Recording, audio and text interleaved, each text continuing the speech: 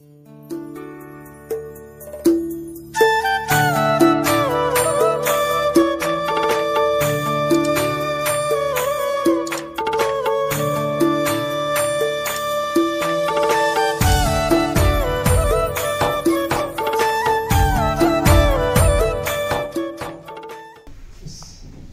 संस्थान के आदरणीय प्राचार्य महोदय, अर्थशास्त्र विषय में प्रोजेक्ट संबंधी प्रशिक्षण शाला के कोऑर्डिनेटर डॉक्टर लिस्टमैन, संस्थान के सम्मानित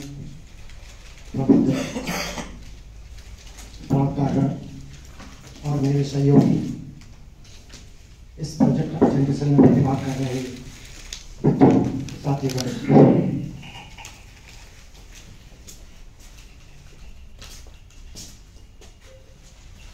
क्योंकि हमने 4 दिवसीय अर्थशास्त्र विषय में प्रोजेक्ट निर्माण कार्यशाला में प्रतिभाग किया था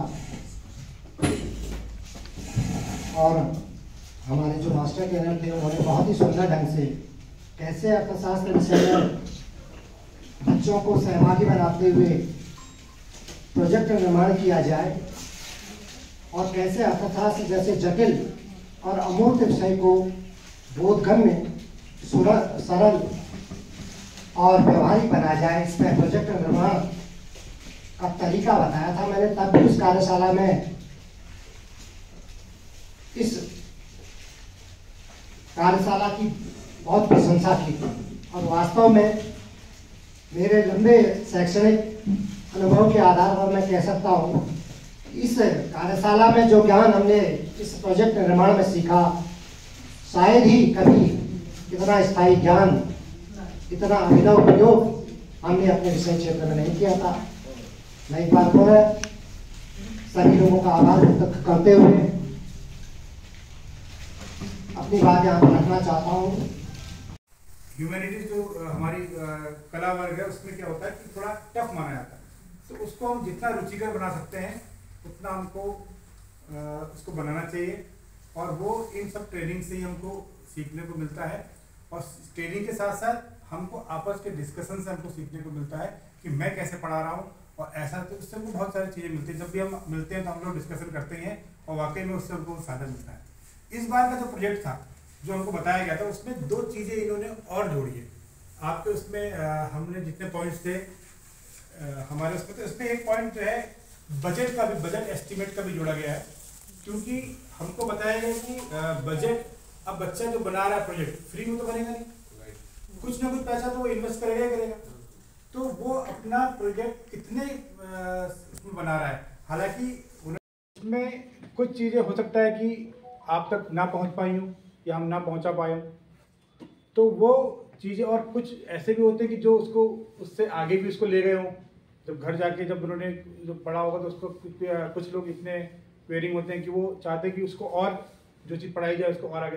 तो इस तरीके से जो हमारे ग्रुप में जब हम फीडबैक देंगे तो उससे क्या होगा, एक और अच्छा एक हमारे लिए जब हम यहाँ से जाएंगे तो हमको एक चीज़ और डेवलप करने को और अच्छा जो हमने प्रोजेक्ट बनाया उससे भी अच्छा डेवलप कर सकते हैं। मेरी परियोजना का जो परियोजना प्रश्न था वो था राजकीय इंटर कॉलेज जयनगर में छात्रों की आर्थिक स्थिति क्या है, अर्थात वो APL के है या BPL के। दूसरा था विद्यालय में अध्ययनरत छात्रों का वार्षिक औसत आय कितनी हो, मतलब विद्यार्थियों का, मतलब उनके परिजनों का, उस परिवार का। परियोजना का उद्देश्य था सरकारी विद्यालय में पढ़ने वाले छात्रों के आर्थिक स्तर का अध्ययन करना और दूसरा था सरकारी विद्यालय में पढ़ने के कारणों का ज्ञान प्राप्त करना। जो हमने अनुसूची वगैरह उसके साथ जो प्रस्तावनी साक्षात्कार दिए था उसमें एक प्रश्न ये भी था कि आप सरकारी स्कूल में ही क्यों पढ़ रहे हैं, क्योंकि कहीं ना कहीं वो प्रश्न कोरिलेट करता है उनके आर्थिक स्तर की। छठा था संबंधित साहित्य की समीक्षा। देखिए इसमें कोई ऐसा पर्टिकुलर साहित्य नहीं था क्योंकि एक बहुत ही व्यवहारिक प्रश्न था परियोजना की। फिर भी मैंने इस फोरम को प्रोजेक्ट उपकरण, व्यक्तिगत साक्षात्कार, अनुसूची, प्रश्नावली, प्राथमिक समग्र थे और विद्यालय की उपस्थित पंजिका, यूडाइस जो प्रोफाइल एक्सेट्रा जो चीज़ें होती है, क्योंकि हमें बच्चों की डिटेल चाहिए थी तो उससे हमने ये देने की कोशिश की है। जनसंख्या विद्यालय के जो अध्ययन छात्र छात्राएं थी 730। उसके बाद था आंकड़ों का विश्लेषण, गुणात्मक, मात्रात्मक, उपकरण का आधार अनुमानित, और छात्रों की स्थिति का पहला डायग्राम ये बनाया था। ये बीपीएल का था, ये एपीएल का था। बीपीएल को लाल रंग से किया गया है और एपीएल को हरे रंग से। ये बच्चे जो थे कुल मैंने लिया था 20%, जो प्रतिदर्श था वो 730 का 20% दिया था, तो 146 जो है छात्र छात्राएँ इसमें हमने अनुसूचित साक्षात्कार में शामिल किए थे। और जो प्रतिदर्श का आधार था वो यादृच्छिक था, यानी कि 11 हमारे पास क्लास में है, 10-10, 15-15 कोई भी बच्चे ऐसे हमने 146 बच्चे छात्र। छात्रों की आर्थिक स्थिति, आर्थिक स्तर पूछा गया है। बीपीएल एपीएल तो पता ही होता है, गरीबी का एक मानक है, जो न्यूनतम मानक, कितने बच्चे एपीएल में, कितने बच्चे बीपीएल में। तो 2022 में हम लोगों का अर्थशास्त्र विषय के प्रोजेक्ट की परियोजना, जो अर्थशास्त्र विषय के प्रोजेक्ट को लेकर के ट्रेनिंग हुई थी, उसमें हमको कुछ बिंदु दिए गए थे। उस पर विशेषकर टूल्स का उपयोग करते हुए, स्टैटिस्टिक्स का स्पेशली, ग्राम सहजना में डेयरी या उद्योग इत्यादि से नहीं है, गांव में जो कुछ 10-15 जानवर रख करके करते हैं, उसका अध्ययन करने का किया था। तो ये इस पर उसमें एक दिक्कत ये आती है कि हमारे, मैं प्रॉब्लम नहीं कर रहा हूँ, जो बच्चे हमारे इकोनॉमिक्स लेते हैं उनके लिए वो कंपलसरी हो जाता है। जैसे 10th में अगर उसने होम साइंस लिया है तो 9th से हुए कॉलगेट कंपनी सबसे पहले संसार में विकसित हुई अमेरिका में, और 1873 में पहली बार इस कंपनी ने अपना एक फ्लोराइड तत्व डालकर चेयर का निर्माण किया। और उसके बाद थे, मैंने कहा तो उनसे भी मदद ले लेना, क्योंकि हर जगह कुछ ना कुछ होता है। लक्ष्य समूह था हरिपुरा हरसान के गांव के क्या कहते हैं निवासी। मुख्य चर था जनसंचार साधन और आश्रित चर था साधन संचार साधन। और संचार का अर्थ बच्चों ने लिखा है, संचार को अंग्रेजी में मास कम्युनिकेशन कहते हैं। ये 2 शब्दों से मिलकर बना है। संचार की परिभाषा लिखी है, सब जानते हैं, आप कहेंगे तो मैं पढ़ दूंगा। और फिर संचार के माध्यम क्या क्या है आप भी जानते हैं, मैं कहते पढ़ दूंगा। जैसे रेडियो है, अखबार है, मोबाइल है, कंप्यूटर है, टीवी है, सब संचार के माध्यम है, वो उन्होंने लिखा है। संचार की विशेषताएं लिखी हैं और अपने तरफ से उन्होंने पूरा प्रयास किया है।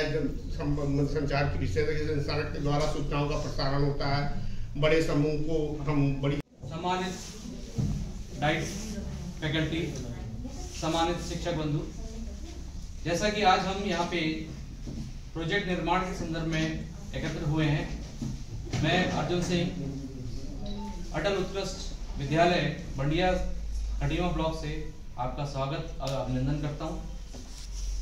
जैसा कि मेरे पूर्व वक्ताओं ने प्रोजेक्ट की अच्छाइयों पे और जो हमारे बच्चे प्रोजेक्ट बना रहे हैं उसमें क्या क्या कठिनाई हो रही है, मैं हृदय की गहराइयों से उन सब कठिनाइयों को एक्सेप्ट करता हूँ कि जो वास्तव में जो हमारे पास बच्चा है वो किस सोसाइटी से आ रहा है, किन। उसके बाद उन्होंने शीर्षक का चयन कर लिया इसमें, और फिर परिचय, फिर यहाँ पे उन्होंने परियोजना प्रश्न बना दिए और डाटा कलेक्शन किया। और मैंने जैसा कि शुरुआत में कहा कि बच्चे जो मेहनत करते हैं वही करते हैं। और बहुत सारे पेरेंट्स जो आते थे वो कहते थे कि हमारे पास खाता ही नहीं है। जब खाता खोलने की बारी आती थी, जो हम स्कूल वाले मांगते थे, वो कहते थे कि हमारे पास है ही नहीं, इसकी प्रक्रिया क्या है, कैसे हम इसको खोलें। क्योंकि अधिकांश का हम लोगों का जो स्कूल है वो इस तरह से है कि वहाँ सब लोग माइग्रेट लोग हैं, तो उनके पास खाते खोलने के लिए प्रॉपर ऐसे कोई डॉक्यूमेंट्स नहीं है उन लोगों के पास। तो मैं मुख्य जो मेरा बेस था कि बैंकों में बचत खाते जो है वो कैसे खोले जाएं, ताकि इससे जो बच्चे हैं वो भी सीख सके, गांव में जाके पता कर सके कि कितने प्रतिशत लोगों के पास बचत खाते हैं और इसकी प्रक्रिया क्या क्या है। तो इसका जो विषय का जो मुख्य जो क्षेत्र है वो बैंकिंग है, और प्रकरण का जो चयन है वो ग्राम बन्नाखेड़ा, क्योंकि जो मेरा स्कूल है वो ग्रामीण क्षेत्र का है, ग्राम बन्नाखेड़ा का है। तो ग्राम बन्नाखेड़ा के में बचत खाता होते हैं। परियोजना का उद्देश्य है सरकारी बजट के उद्देश्यों को समझना, दूसरा है बजट के प्रकार एवं उसके विभिन्न घटकों को समझना एवं जानना। साहित्यिक समीक्षा इसकी सरकारी बजट की विभिन्न अवधारणाओं को जानने के लिए NCERT की पुस्तकों एवं इंटरनेट का प्रयोग और सहयोग। सबसे पहले बताऊँ, मैं राधिका शक्ति फॉर्म से बिलोंग करता हूँ और वो जो क्षेत्र है उसकी एक अलग ही स्पेशलिटी है। वहाँ की जो एक कम्युनिटी है वो अलग ही वर्ग है, उसका एक अलग ही रवैया है। तो हालांकि उनका माइंड बहुत ही अच्छा है, लेकिन थोड़ा सा पढ़ने के उसमें रुझान कम है और वो ज़्यादातर अपना जो काम है वो अपनी मजदूरी करके या स्कूल में काम करके वो इस प्रकार से वहाँ पे काम करते हैं। और जो बच्चे जो स्कूल आते हैं उनका नामांकन होता है, लेकिन उनका एक और जो नामांकन का ध्येय या क्या छात्रवृत्ति क्या है इसके बारे में हमने बच्चों को गाइड किया। तो बच्चों ने कहा ठीक है, हम सर इसको बनाएंगे। और हमारे इसमें जो सहयोग करने वाले थे हमारे छात्रवृत्ति अध्यापक महोदय, उनसे संपर्क किया, उनके अभिलेख लिए। और साथ में जो एक पहले तो मैनुअली छात्रवृत्ति भरा जाता था और 2017 से पहले, इसके बाद फिर एक NSP पोर्टल, पहले गांव के बच्चों का एक ग्रुप बना दिया स्वेच्छा से। मैंने कहा आप जिस गांव के हैं अपना अपना ग्रुप बनाइए, डाटा कलेक्शन में दशहरा दीपावली की छुट्टियों के साथ साथ आप अपने मन से या संडे को जब भी हो आप जा सकते हैं। क्योंकि अगर तो हमें 2 प्रकार के प्रोजेक्ट बनाने पड़ते हैं। एक तो ये स्टेट का प्रोजेक्ट हुआ जो चल रहा है हमारा, दूसरा CBSE का। तो कक्षा 12 में आमतौर पर हम CBSE का एक सभागार में उपस्थित विद्वान साथी, जैसे कि निर्देशित हुआ है कि जो प्रोजेक्ट हमारे को मिला हुआ है उसका प्रदर्शन करना है। यहाँ पर एक कोशिश की गई मेरे द्वारा। सर मैं आपको पहले वास्तविकता बताता हूँ कि जिस विद्यालय से हम हैं, तो जब मैंने छात्रों से बनाने नहीं लिया, मैंने समझाने की कोशिश करी कि प्रोजेक्ट इस तरह से बनाना है। उसमें बच्चों को मैंने कहा कि आप अपने अपने गाँव की जनसंख्या का आंकड़े लेना 10-10 परिवारों के। तो बच्चों ने असमर्थता जताई कि हम नहीं जाते हैं बाहर, कि हमारा परिवेश ऐसा है कि हम घर से बाहर नहीं जाते हैं। फिर मैंने कहा डाटा कहाँ से लाना है, तो मैंने अपने स्कूल को ही एक डाटा माना और स्कूल की जो हमारी छात्र संख्या थी उसको मैंने सेकेंडरी डाटा के रूप में इस्तेमाल किया है। जहाँ भी कोई अगर सुझाव होगा तो उसको मैं स्वीकार करूँगा। तो जनसंख्या विश्लेषण मेरा शीर्षक रहा है। विषय संख्या है जिसको ध्वनि चित्रों के माध्यम से दिखाया गया है। आसानी से बच्चे जानकारी प्राप्त कर सकते हैं कि कौन सी कक्षा में कितने बच्चे हैं, छात्रों की संख्या कितनी है, छात्रों की संख्या कितनी है। बालिकाओं को नीले दंड से दिखाया गया है, बालक हमारे जो है लाल दंड से दिखाए गए हैं। बच्चे आसानी से इसको। ये जो प्रोजेक्ट है ये बच्चों ने ही बनाया है।